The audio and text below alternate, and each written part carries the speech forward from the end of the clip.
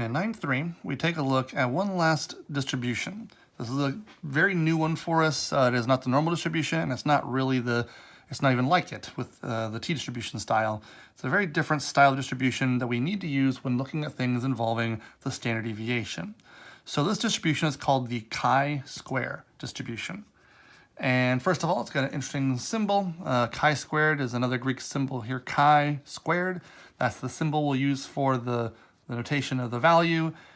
Here's the formula, just sample size minus 1, sample standard deviation squared, population standard deviation squared, so nothing new inside the formula there.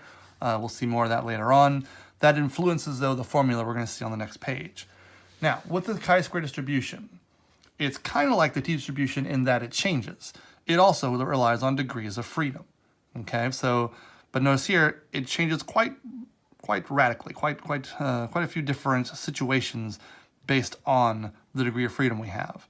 Another big difference here, one thing really important to know, unlike z-scores and t-scores that were the idea of centered at 0, positive or negative signifying above or below the center, this distribution is strictly positive values. 0 is the furthest left you could see a chi-score, and then positive values going off to the right.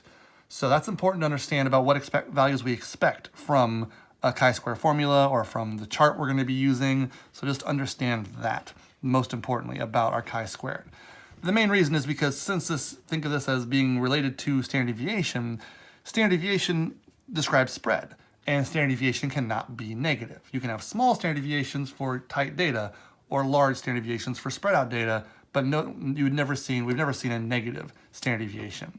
That's one reason for, one way to think about why we will only see positive chi-square values.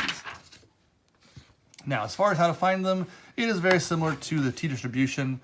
So if we want to find a chi-square value that separates the middle 95% of the distribution, assuming 18 degrees of freedom, so this even specified, if you want the middle 95%, you want 2.5% in each tail.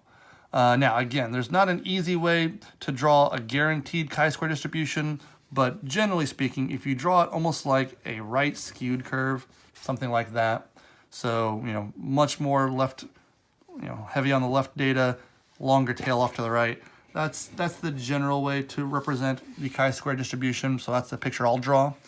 So we want a tail with 2.5% to its right and 2.5% to its left. So 0.025 and 0.025 for the tails.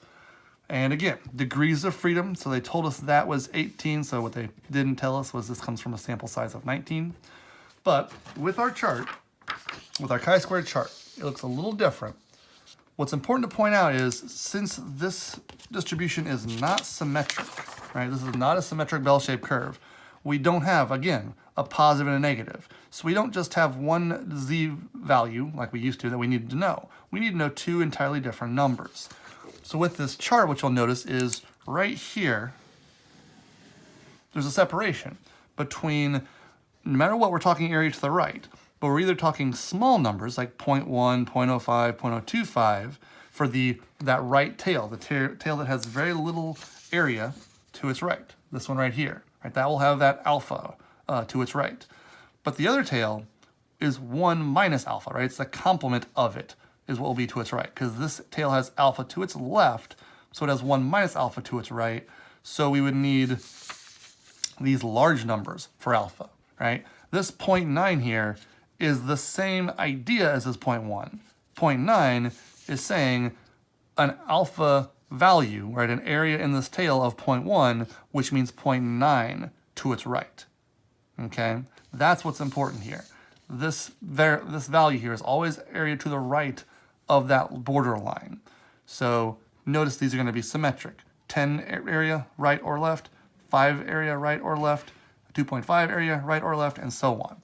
So, but from that point, you'll notice the numbers themselves are not symmetric, right? These values are not the same at all. These are going to be much larger numbers. These are going to be much smaller numbers. Or sorry, vice versa. Smaller and larger. So with that being said, we want both of these, right? So let's start with the one I think is a little bit easier to see. We want this value right there. So this one is officially referred to as the chi-square value of alpha, right? The alpha is 0.025. So we look up 0.025 with a degree of freedom of 18. So 0.025, I can get that on the screen there, yep, and 18. So I'll bring 18 over here, 0.025 down, 31.526 would be that value, that location. Now for this one here, to find that variable, or that value, that's officially the chi-squared value of 1 minus alpha. Because again, that's the area to its left, 0.025, meaning we need the area to its right, or 0.975. We need this column referenced with the degree of freedom of 18. So 18 and 0.975, giving me 8.231 for that chi-squared value. So that is how we will use that chart to find the two numbers that we need. Because unlike our other two confidence interval formulas, there's no plus or minus here, because again, there's no symmetry. Instead, we have these two formulas for upper and lower bound that involve sample size minus 1, sample standard deviation squared, but then they involve these chi-squared values specifically. Okay?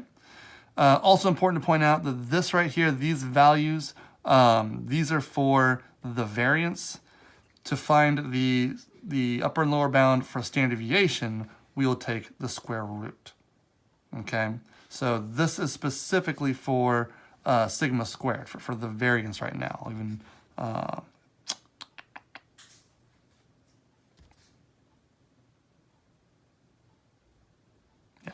probably should say that in there somewhere. This is for the variance. Let's just label that. That's for variance. For standard deviation, we're going to need to take the square root of those values. So let's take a look at an example. If I can turn the page. All right, so here's a data set, and all the work's been done for us, but this is a set of values that describe the risk of a stock. Okay, so we're looking at the weekly rate of return for Microsoft over 15 random weeks. So some weeks it went up, some weeks it went down. But with this data set, we decided with a normal probability plot, that graph from before, that it is normal.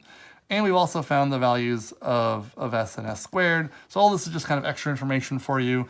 Really, the main thing we need is to understand that we got that from our data set, and that this 15, right, that tells us our sample size is 15, right, 15 data values.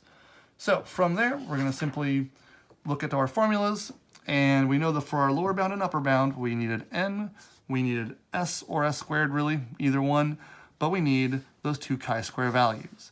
So if I think about my picture here, right, we have a right tail and a left tail. And right here, we're told we need a 90% confidence, right? So again, 90% confidence interval means alpha is 0.1, which means alpha over 2 is 0.05. So this guy will be our chi-squared value of 0.05. This one will be our chi-squared value of 0.95. Okay? So 0.05.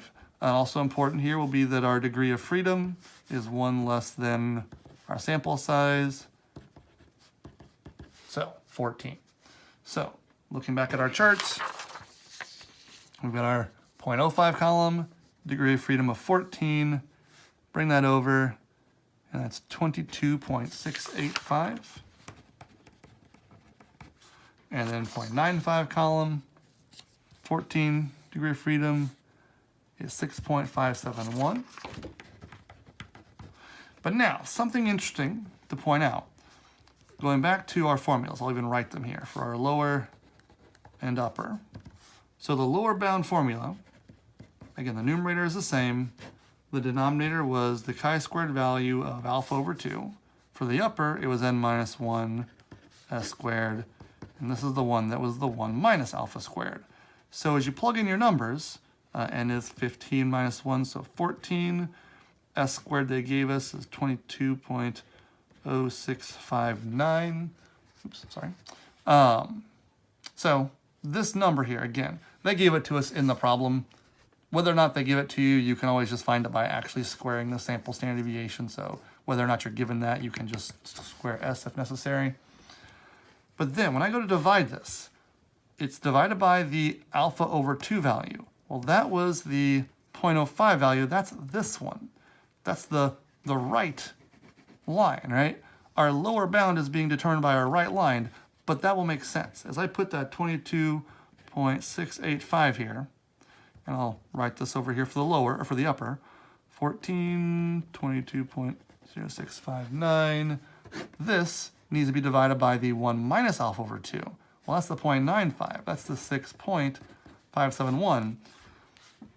When we make these calculations, it'll be obvious. But notice the reason why your lower bound will come from your bigger number is because you have to divide by it, right?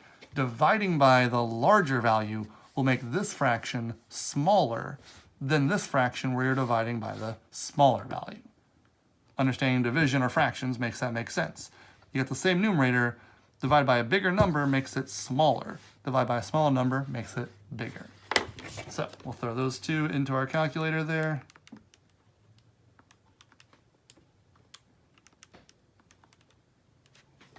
So here I'm getting 13.618.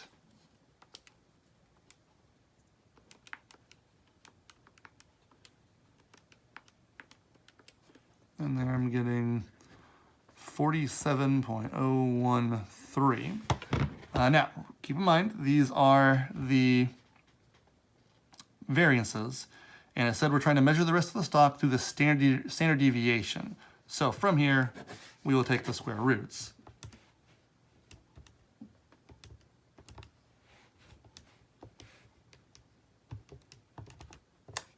And get 3.69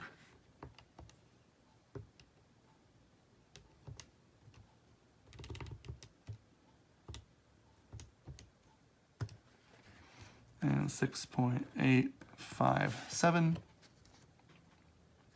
So that would be our lower bound, that would be our upper bound.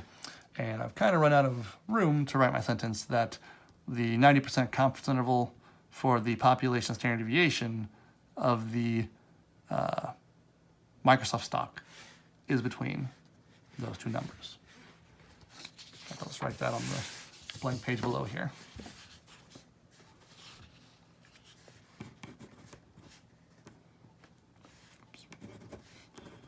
We are 90% confident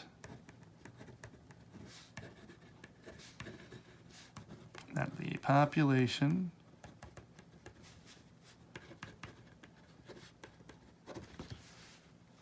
standard deviation of Microsoft stock is between 3.69 and 6.857. Since these values don't really have units, we don't really have a unit on that. We could probably call it points, perhaps, but this set of numbers didn't really have a unit attached to it.